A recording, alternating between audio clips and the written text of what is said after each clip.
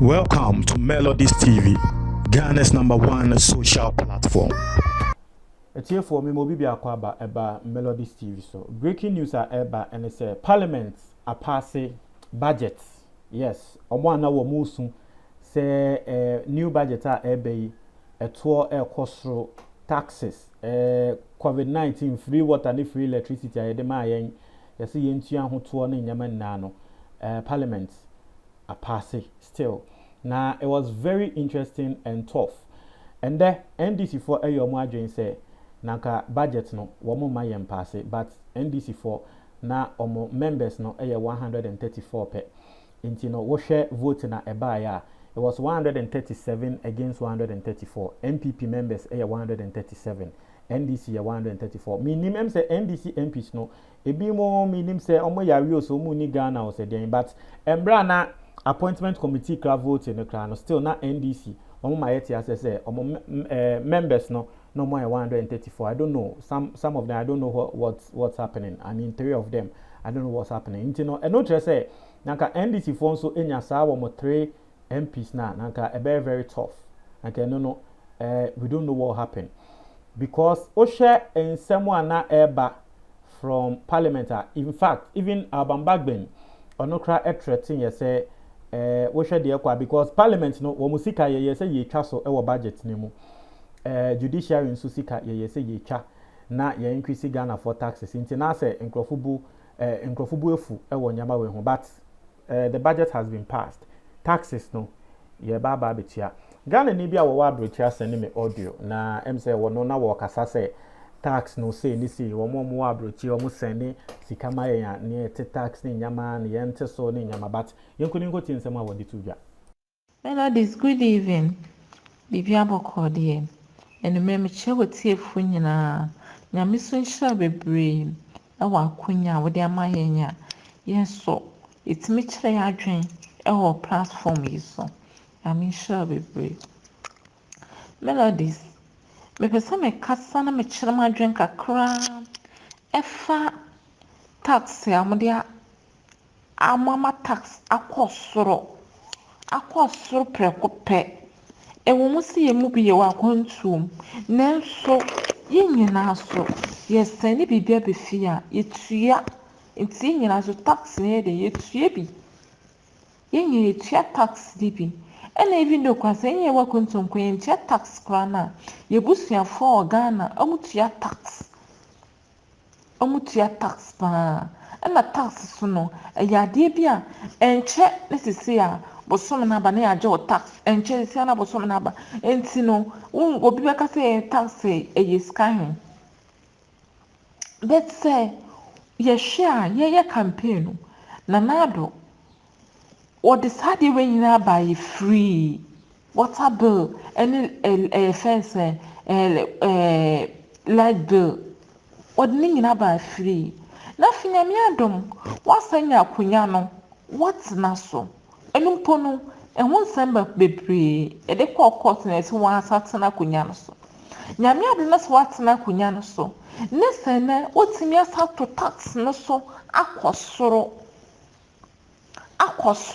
ne kojo pon kroma etimi be kase because of light bill ne water bill no enunti na tax na akosoro because e kada ho de so munye sika ne kokotua na nadu no woni mu se saa de na saa tam na o de ma ye free no e kokofa e kakase aba beda hodom ade nti na wa ma ye omo ye friend se omo amutua water bill saa tam no omo ntua ma ade omo amutua e friend se light bill saa tam no omo ntua ma ade ana want me fan show ma say oh e bia coronavirus ninti engofo bebre dwuma kofom enti na nene de mema mu free na momu no edu ba bia ye de ka tax mo eden ama mama matua wa ma e friend say ya nya we wa ma ya nya we no wadada e so water be free we free na afi ne ngofo bu nsuo na omo se no Oje tama no ye ne campaign bi kura na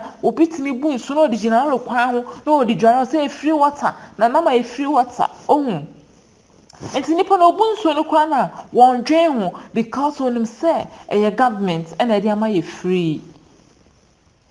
Enipa no yisu light kɔ wɔn dwen ho because onim sɛ government no ebetue biribiara.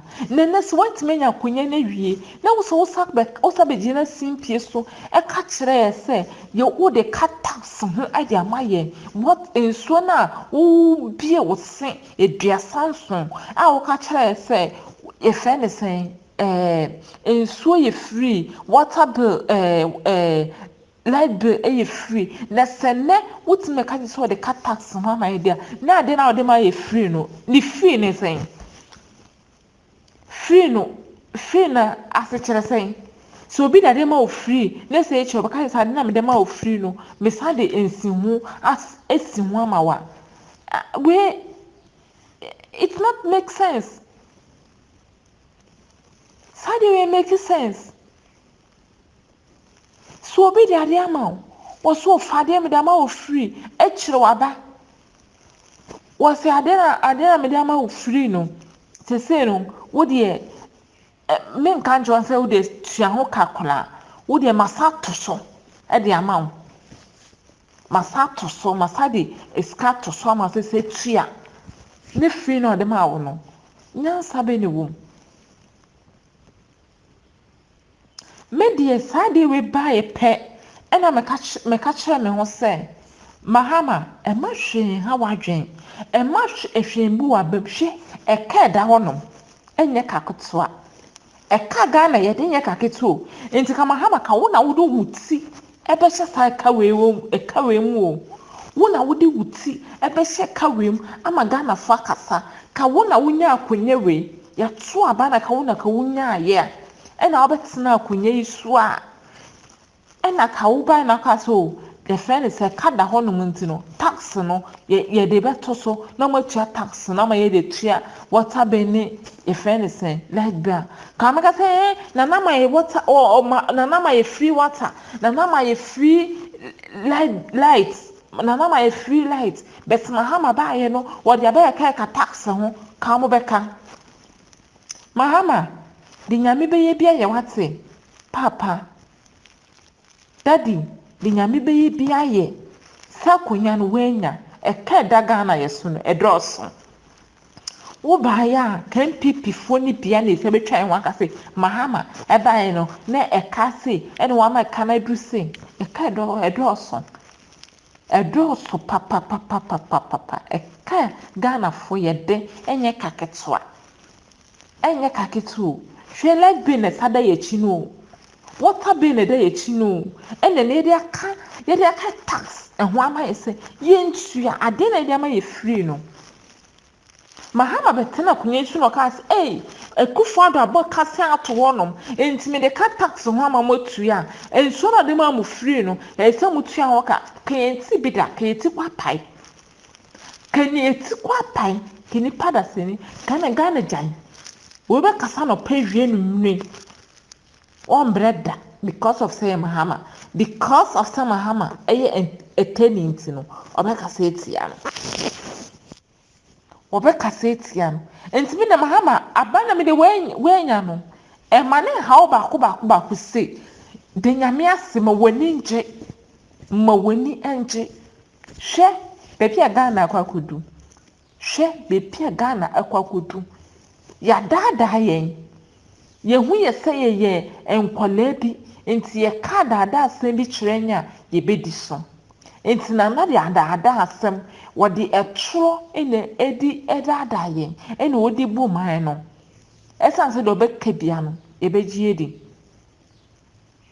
ɛna hwehwɛ bi bɛ Ghana akwakodu hwɛ baabi a Ghana akwakodu ade a wode ama yɛ free ɛna de yɛbɛbɛtua ho ka na wanfa ama yɛkwa ka yɛbɛtena ehia mu so wanfa ama yɛkwa na yɛtwitwa bi mu light bill mu ne yɛfɛn sɛ water bill mu kɔ yɛtwa mu kura na ka nipa no kɔ nim sɛ wɔno na wantua ɛna yɛtwa mu kanyɛ sɛ na yɛde bɛka ne tax ho ama no obi a wɔno so obi wɔ hɔnom a wɔno wɔnyi light yɛfrɛ ne sɛ pipe ɛwɔ ne fie wɔnyi so pipe Ono ebu na bi na watu wɔ ne fie. Enso te ne bi na ye bu ha okokosa. Eso oton ade e wɔ dwam. Ye ba beji no ho tax. Eso obu nsuo firi. Eso ebi ne nsuo wo mbu bi da. Hey! Send nipa no so mba ne den. Asɛm wei de wodwen wante ase. Ewi ase. Ghana. Nana yɛserew. Yɛnsa de yɛnsa yam. Nana, sorry wate. Because yɛka sɛ wode wobɛba ama Ghana ayɛ dedew. Emra na wopa konya ni nyina nyuma na yɛtoma wo no. Nana do dan kwa reba biem. Worry beba ama Ghana ayɛ dedew.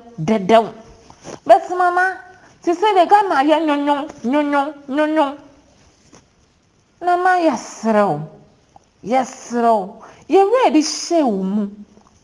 Ye ready share wo mu a yenya reshimu wo mu a say bra na Ghana yɛ dedew no. Nana yɛserew di so. Enye sa na Ghana ɛkɔ. Ti say Ghana yɛ nyonyon. Yɛserew ate. Yɛserew. Na obi bia so pese o kyerɛ na adwen ɛfa Ghana ho so nana mama ntaataa no mama obi anya ne freedom obi kasa na ya kyena to obi yesa na ya kyena to ne nyina ema ekuro no enkoso ema kuro no sɛ enti obi wa adwen kyerɛ bi kwa na oba bɛka na yam hyehyɛ no ne hye ne tirim ebi onadwe no o kampo na ebetimi ama wotie ama wotimi aye de sese de fata wate ase itina na yesra o why yesra o